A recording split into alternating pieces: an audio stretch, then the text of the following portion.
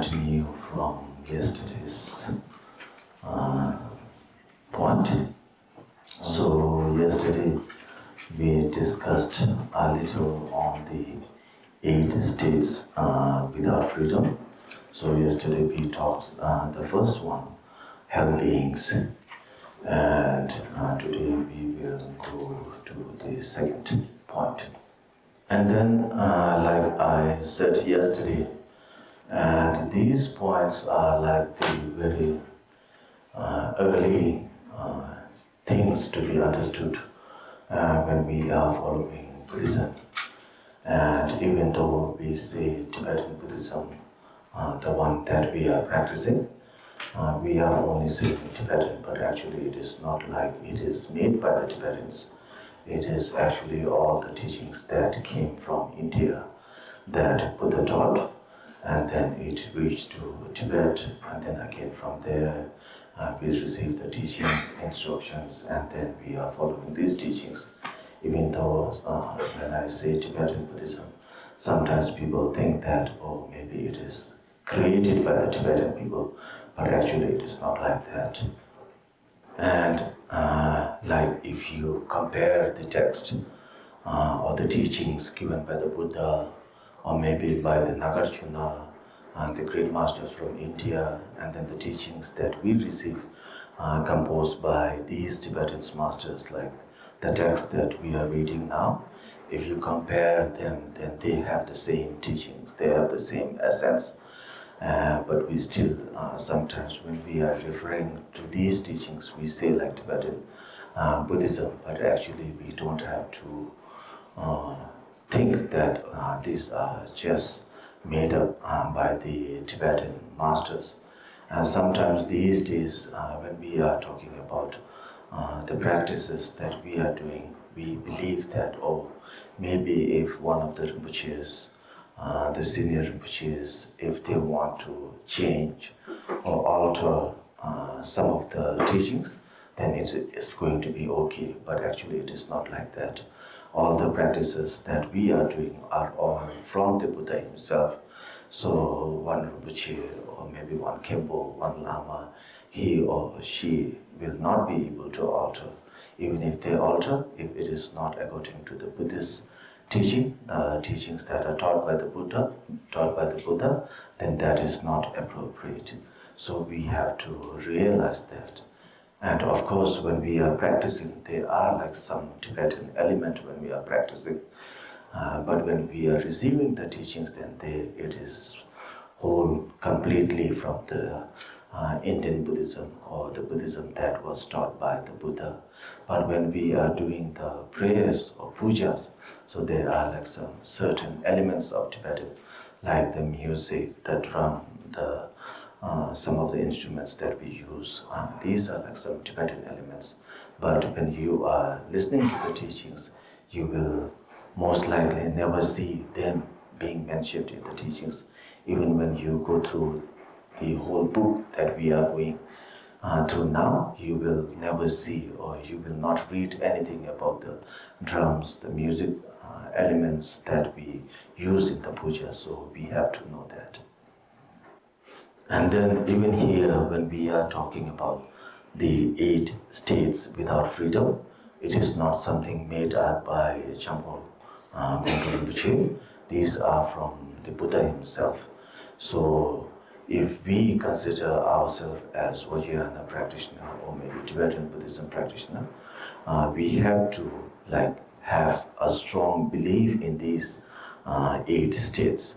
And right from the beginning, the number 1, the hell realm, and then the second one, the deprived spirits or the hungry ghost realm.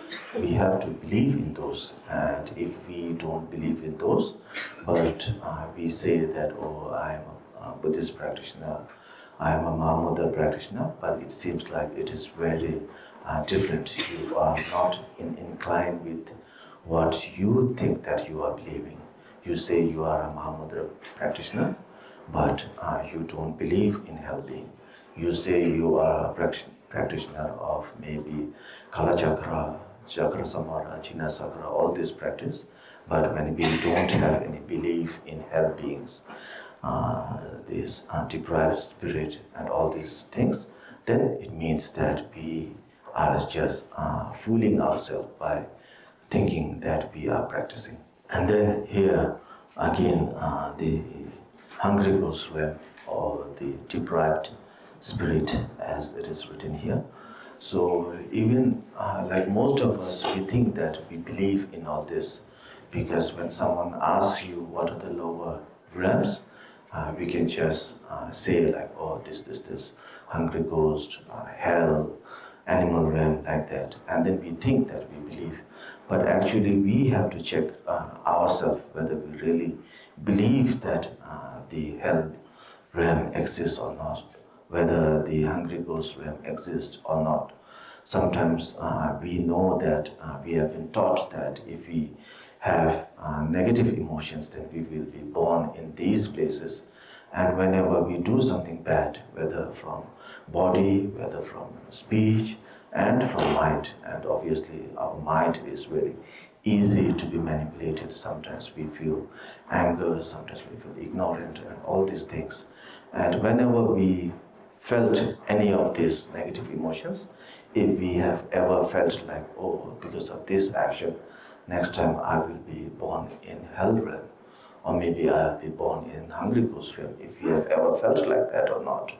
If we have felt like that once a while, then it means that maybe we believe in these places. If every time we do something bad, and knowingly or unknowingly, and if we feel that, oh, next life I will be born in hell, or maybe hungry ghost like that, or the animal realm, if we have like a very strong feeling, then it means that we really do believe in these places.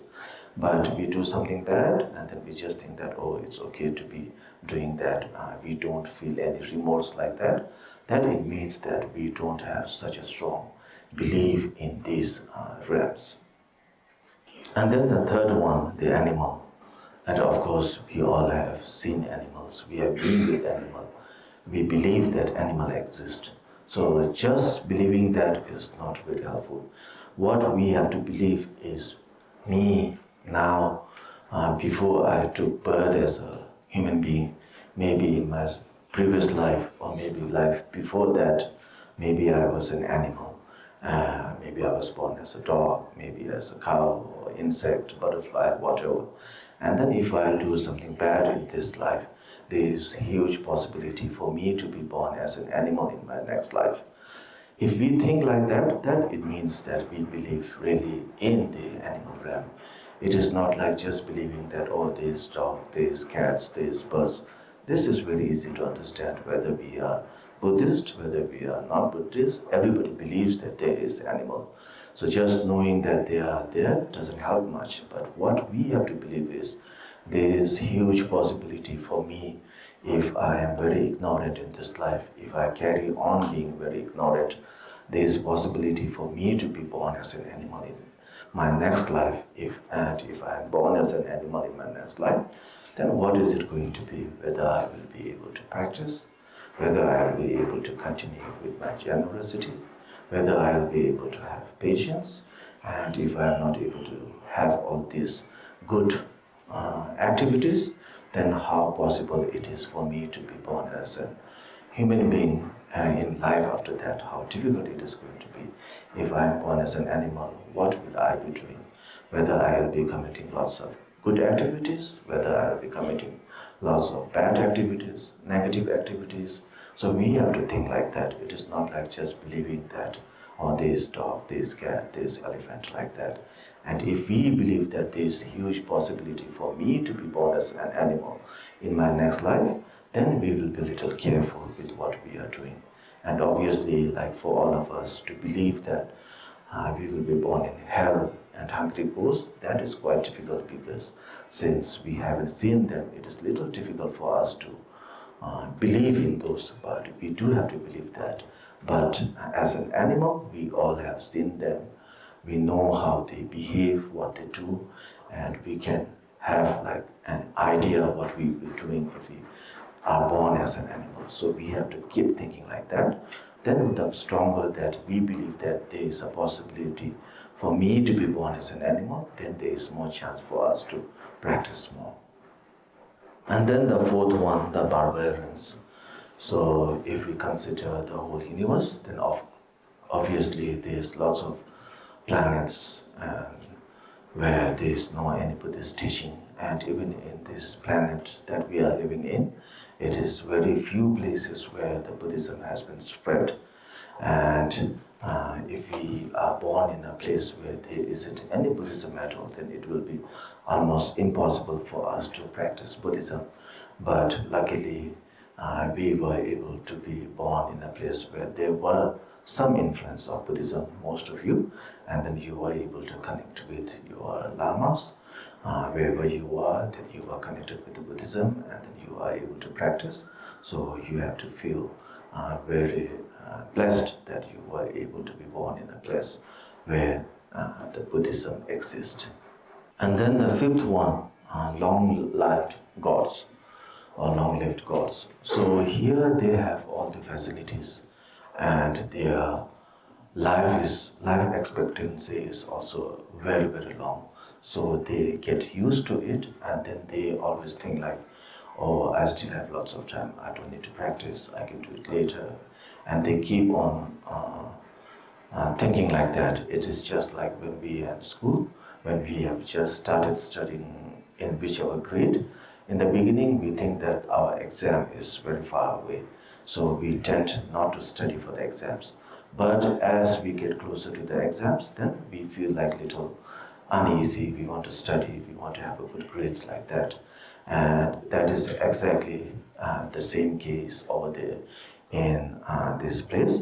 They think that they have a very long time, the death is very far, and they have all the facilities, so they tend to forget that they have to do something good, they have to practice.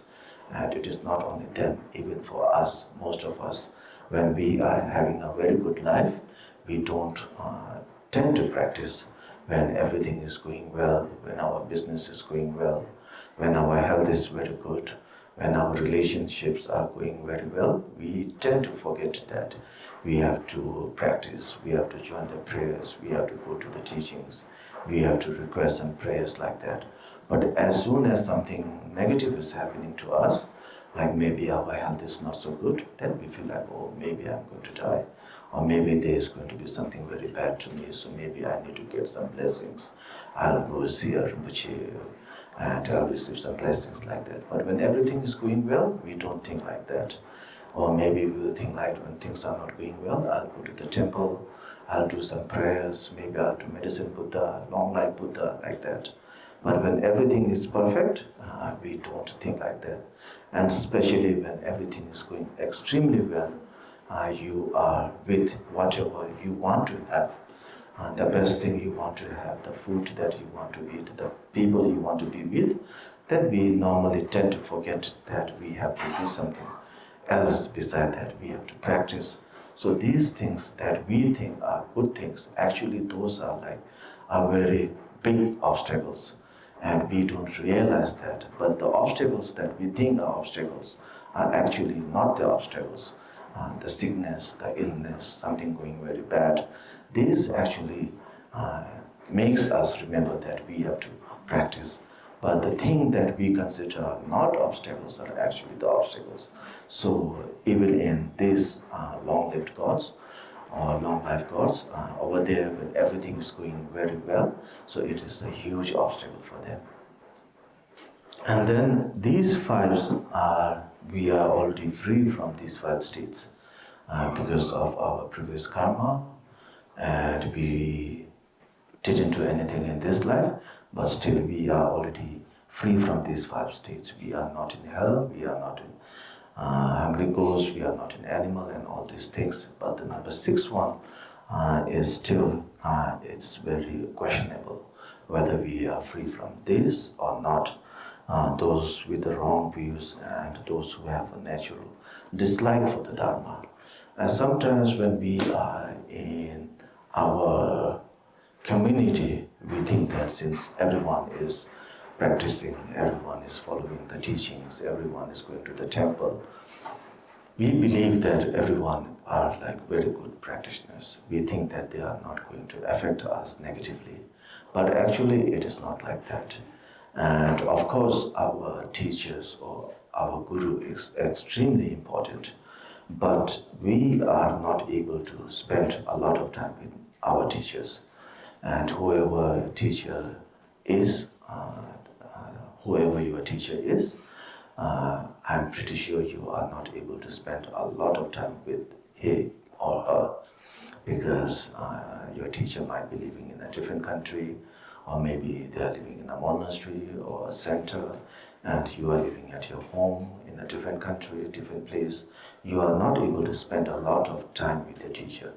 And the qualities of teachers to rub on you is going to be a little difficult because you only see them during the teachings. But your friends who, whether they are your Dharma friends or not, they are the ones who you spend a lot of time with. And the more you spend time with someone, there is huge possibility for his, whether good qualities or bad qualities, going to rub on you. So it is very important to choose your Dharma friends very wisely. And here, when we are talking about those with the wrong views, most of the people think that these are the people who are not following Buddhism. Those are the ones with the wrong views. But actually, it is not like that. Whether they follow Buddhism or whether they don't follow Buddhism, that's not the main issue. The main issue is someone who is a hindrance to your practice.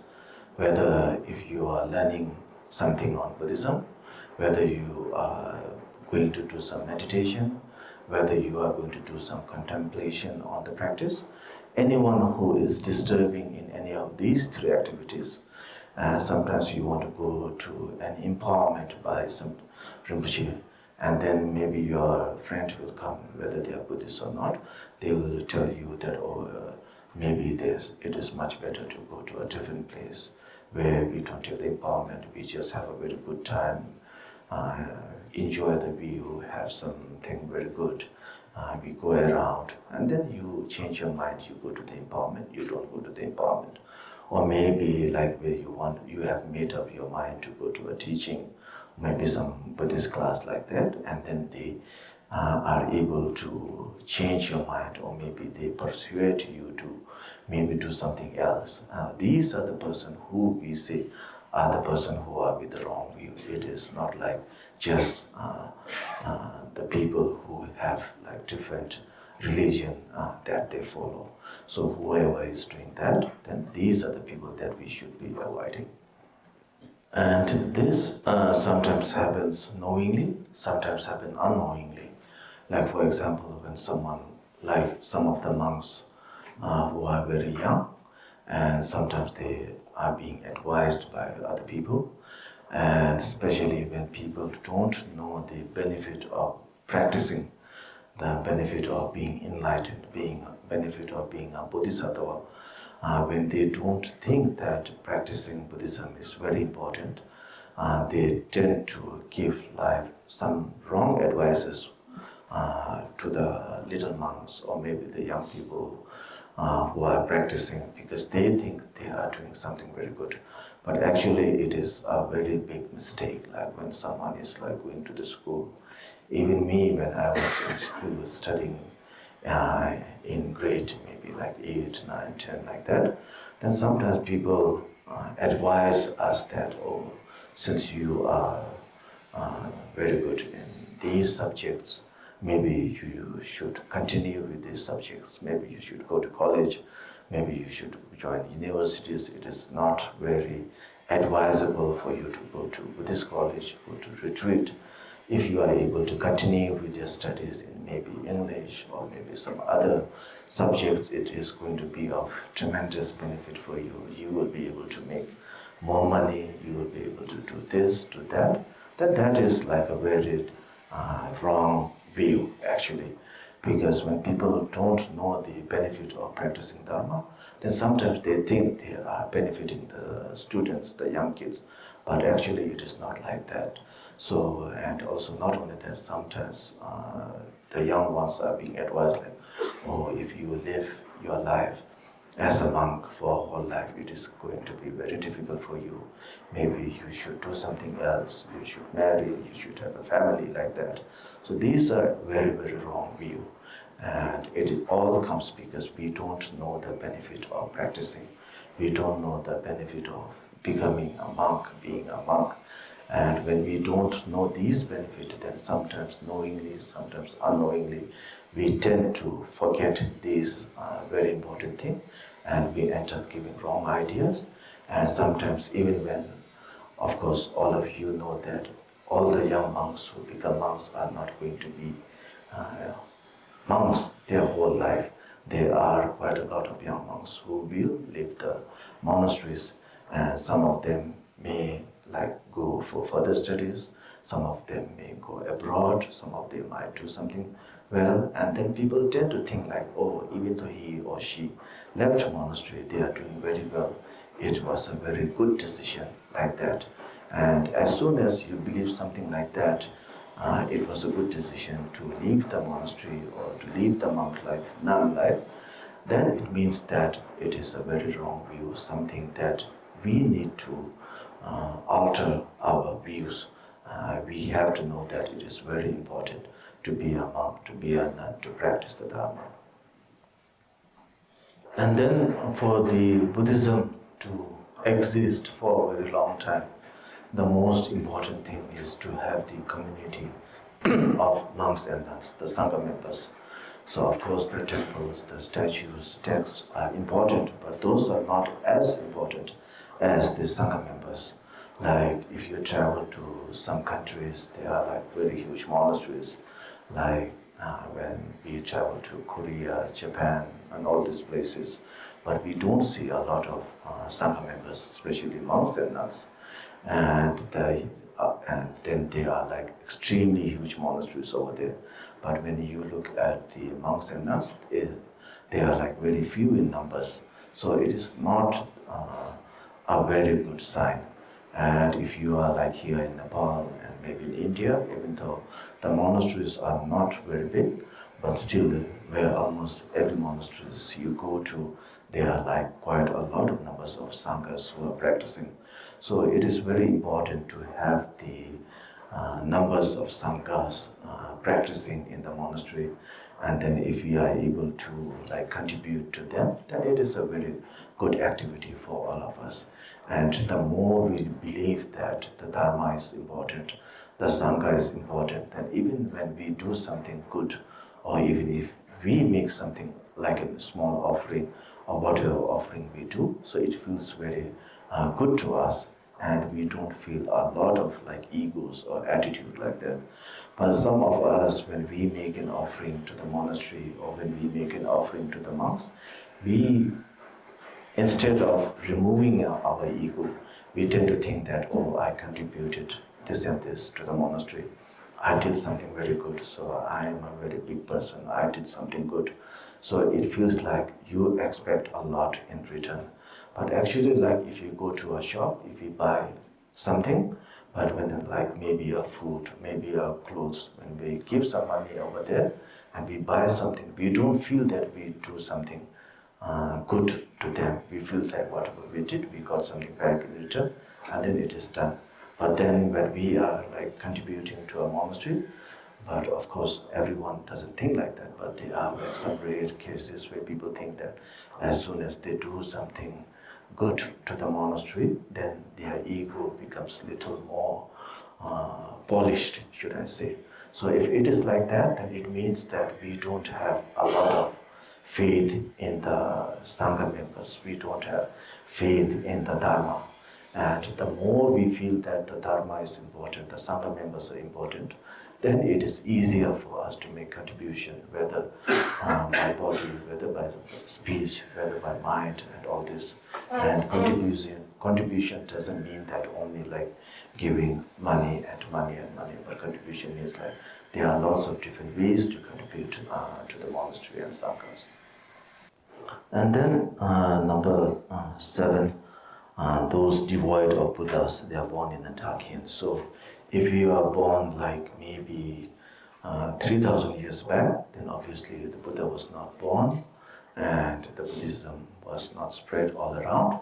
So there is definitely no opportunities for us to practice the Dharma. And even maybe if we are born like 200 years back also, and since most of you are like from the West, and pretty sure even back then there weren't much Buddhism in your countries. So if we were born like this, then again it will not be possible for us to practice the Buddha Dharma. But now we are born almost at the correct time where the Buddha was born and where Buddha taught, and not only taught but even the teachings are still existing and we are able to practice these teachings. So we have to feel very happy about that. And then the eighth one, being free from dumbness. And dumbness here, I think we have like two different kinds of being dumb. One is like physically dumb, where you are not able to speak or hear. And then the other one is more like mentally dumb, where we are not able to understand what is being taught, where we are not able to use our mind, where we are not able to like question people when we have some doubt like that. And I think it is the later one that we are speaking here. So sometimes even if we are not able to speak, but if we are able to use our mind, if we are able to question, then that is still okay. But those who are not able to use their mind, who are not able to use their brain, and even when they are practicing, they don't know how to practice, they don't know what to question, how to follow the steps. So we are not born as that, so we are free from that state. And then now we have gone through these 8 states without freedom. And when we are being taught this, because we have to believe in these 8 states, it is not like just being able to memorize them, remember them, and then if somebody asks you, you just blurt it out, and then it seems like, oh, I know these 8 states. It is not like that. That doesn't help us anything at all. Just remembering them and being able to describe them, that is not very important. What is more important is to meditate on them, to believe on them that, oh, now I am free from these 8 states. But will I be able to be free from these 8 states my whole time or not? We have to think like that. If I die, and when I die, what will I be? Is there any possibility for me to take rebirth in any of these 8 states? Whether I will definitely not be born in hell, whether I not be able, whether I will not be born in a hungry ghost realm, or as an animal, or as a dumb, whatever. If I am born in any of these places, then what am I going to do? Whether I will be having opportunities to practice, whether I will be having any opportunities to have like positive emotions, whether I will be having any chance to have loving kindness, compassion. If I don't have that, then there is the endless cycle of rebirth going down and down. And then again to have the opportunities that we have now, how difficult it is going to be, how difficult will it be for me to take rebirth as a precious human birth again. So we have to think like that. And the more we think, the more we believe, then it will make us easier to not commit anything bad from our body, speech and mind, because we are very afraid of the result. But now, since we only memorize all these things and we are not afraid of our next life, we almost never think about our death. We almost never think about what is going to happen after death. And since we are not afraid, so we feel quite free to do lots of negative things, whether mentally or whether physically, and we don't feel any remorse whenever we do something bad. So it is very important to keep on remembering this when we are practicing. Even when we are meditating, we think that, oh, how much possibility is there for me to be born in hell? How much possibility is there for me to be born in hungry ghost? Or as an animal, what am I doing? In this, like in a day, we have 24 hours. In 24 hours, what am I doing? 8 hours, maybe I'm sleeping, and then there's 16 hours. In 16 hours, if you divide how many hours I'm doing positive things, how many hours I'm doing negative things, and when we try to break all this down, then we will know that how many hours we are actually practicing or doing good deeds, and then how many hours we are doing just wasting our time or doing something negative. And then when we come to the conclusion, then there is maybe some chance or to realize that, or maybe I'm not doing that much of a good deed. There is more possibility for me to be born in hell or hungry ghost or as an animal than for me being born in human birth. And if you feel like that, then there is more opportunity for us to practice. And then, since now we are free from these 8 states, we have to feel very blessed. We have to feel that, oh, I am very lucky. I am free from all these states. I am able to practice. I've met a very good teacher. I was able to follow their advice. I'm practicing like that. And if we don't make use of this opportunity, then it is a huge miss for all of us. For example, like when we are in the school, and then we are always worried in the school because we feel like, oh, if I don't study well in the school, then there is possibility for me of not getting into a very good college. Maybe I will get into a college which is of not that high standard. And then again, when we are in the college, we again think like, oh, if I don't study well in the college, then there's not much opportunity for us to get a good job after my college. So we are worried again in the college. And again, when we are working wherever we are, then again we are worried that, oh, if I don't work well, then my pay, my salary will not increase. So we are always worrying there in our daily life. But when we are practicing, I don't think we are worrying that much. We are always like content with whatever we have. We think that I'm practicing very well. We don't feel like, oh, if I don't practice, then there's possibility for me to be born in hell. We don't feel like, oh, if I don't practice well, there's possibility for me to be born in hungry ghost or as an animal. And the more we keep it for later, then it is more difficult for us to get result. And again, for example, if we have started practicing quite a few years back, then there was our precious Gyaltsen with whom we were able to receive guidance, teachings, and being taught by him is very different from being taught by someone like me. And the more you keep it for the later time, because since we are living in a very degenerate time, the level of teachers, the level of the practice is only going to go down and down and down. And even now, when you compare Rinpoche and me, of course, there is no any comparison, but still, if you compare, it's like a huge, big difference. And if you want to practice later, then again, there is more possibility of the standard of teacher getting worse and worse and worse. And then in the future, if you are practicing, then there is like very less possibility of having a good teacher. So now, even though it is not good, but still there are like few teachers who are very capable. So we have to realize that it is only going down and down. And we have to realize as early as possible and make use of the teachers that we have now and follow them and practice. And then after that comes the other 16 states without freedom. So we've just gone with 8, and then there's another 16. So here the first one being disturbed by the 5 poisons in their extremely gross states. And of course we always have the poisons, but sometimes they are not in a very big volume, should I say.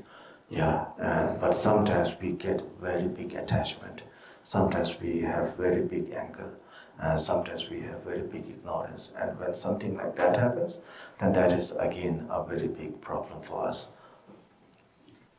And then number 2, 3, 4, I think it's quite easy to understand. And then number 5, to be inundated with obstacles due to the activation of past negative karma. So sometimes some of us, when we are practicing, or maybe when we make up our mind that, oh, I'll go to a teaching, or maybe I'll go to an empowerment, or some of us like maybe I'll go to a retreat. As soon as we make up our mind, then there is always like some kind of obstacles for some of us. Of course, it's not for everyone, but some of us, because of our past negative karma, whenever we decide that we are going to join a retreat or maybe teaching like that, there's always some obstacles. Like maybe you are having a bad health, or maybe some of your relatives are having troubles, so you have to stay back like that. And these are all like because of our past negative karma. And then number 6, to be under another's authority, like a slave or a servant, not only slave or servant, sometimes because we are very tied with our occupation, sometimes we don't get off from our work, we are not able to join classes or maybe retreat or empowerment because we don't get holidays from our work, so that is also a big problem. And not only that, sometimes because of our family, maybe because our parents, they don't want us to practice, they will not let us go. Sometimes maybe because of our spouse, sometimes maybe because of our children, sometimes our relatives. So these are also like all some which are binding us or not letting us practice. And then number 7, to practice through the fear of poverty or death. So the first one, I think it is not very relatable with most of you. I think maybe it is for the monks and nuns, because sometimes when we are born in a very poor family, our parents, they are worried that we will be brought up very poorly, so they sent their children to be a monk or a nun, or sometimes even some of the people, they are like, oh, I'm very poor, so maybe I should be a monk or a nun like that. So I think it is not very related with most of you, but the death, I think that is quite common for most of us, because we are afraid of our death. And since we are very afraid of our death, so we practice, some of us. And like I said, the basic needs or the basic requirement to consider as a practitioner, even if we are a Hinayana practitioner, it is for our next life. So anything that is considered or hoping in this life, it means that we are not yet a proper practitioner.